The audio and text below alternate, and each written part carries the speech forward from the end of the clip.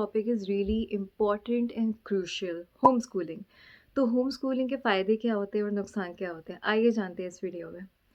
So number one is flexible hours. कभी कभी हमारे बच्चों को सेंसरी ओवरलोड या मेल डाउन या कोई भी गट इश्यूज़ होते हैं या उनकी तबीयत इन जनरल नहीं सही रहती है, जिसकी वजह से they are really irritated and cranky.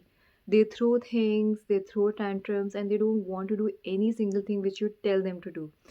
अब घर में ये चीज़ मैनेज हो सकती है, तो जब आपका बच्चा is the happiest, that's when they cooperate the most. आप उनसे कुछ भी काम कहोगे वो तब करेंगे, because when autistic kid is happy then their focus is on another level. तो दैट्स नंबर वन बेनिफिट कि ये उनके हिसाब से होगा। और जब उनको लगेगा when they are happy and when they are totally fine, तब आप उनसे वो एक्टिविटीज़ करवा सकते हो। कभी कभी they don't feel like doing a certain thing and which is okay, क्योंकि we don't have to go too hard on them.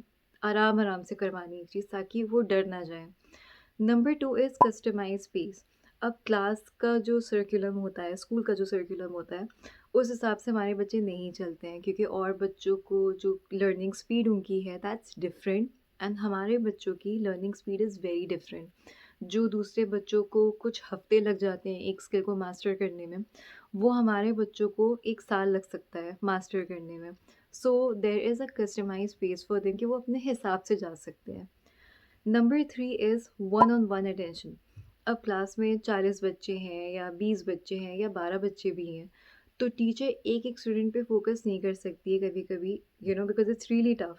घर में आप अपने बच्चे को सबसे ज़्यादा जानते हो, because a mother is the best therapist, the best teacher of a child. आपको पता होगा कि आपके बच्चे की कमज़ोरी क्या है और स्ट्रेंथ क्या है और वो किस लेवल पे चल रहा है। तो उस हिसाब से you can give them one on one attention, because you know कि आपका बच्चा एक सर्टेन टास्क में किस लेवल पर है और उसको कितनी अटेंशन चाहिए उसमें और उसको कितनी बार उसको करवाना है। So that's number three. And number four is activities are in design with the ABA activities और OT एक्टिविटीज़ और स्पीच थेरेपी की एक्टिविटीज़ से आप घर पे भी कोई टास्क उसको करवा सकते हो जो इन सब चीज़ों से भी अलाइन हो। जैसे आपको उसको कोई भी रनिंग और रेसिंग की एक्टिविटी करवानी है, और अगर वो OT थेरेपी की उसमें कवर हो रही है, तो आप उस हिसाब से भी कर सकते हो कि हर चीज़ कवर हो जाए फिर, पढ़ाई के साथ साथ थेरेपी की एक्टिविटीज़ भी। तो ये हैं फ़ायदे। आइए नुकसान की बात करते हैं। तो नंबर वन इज़ कि इमोशनल बर्नआउट। माँओं के लिए इट्स वेरी टफ, क्योंकि आपको कभी कभी ब्रेक भी चाहिए होता है। You become tired and you are unable to think कि अब मैं क्या करवाऊँ, क्योंकि आपको हर वक्त सोचना पड़ता है कि how are you going to educate your kid, right. कभी कभी नहीं भी हो पाता है, विच इज़ टोटली अंडरस्टैंडेबल। तो it takes a huge toll on the care giver at times. Number two is कि लैक ऑफ सोशल इंट्रैक्शन। सबसे बड़ा टास्क है कि हमें बच्चों को लोगों के बीच में बैठाना है और उनको कंफर्टेबल करवाना है और बच्चों के साथ, right.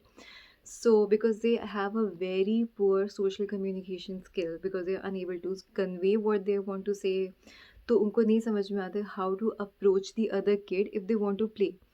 So that's the biggest challenge कि घर पे बच्चा सीख तो लेगा अपने पेस के हिसाब से, लेकिन वो और बच्चों के साथ सोशलाइजिंग उसमें कम हो जाएगा, because he wouldn't have the habit of sitting around the kids.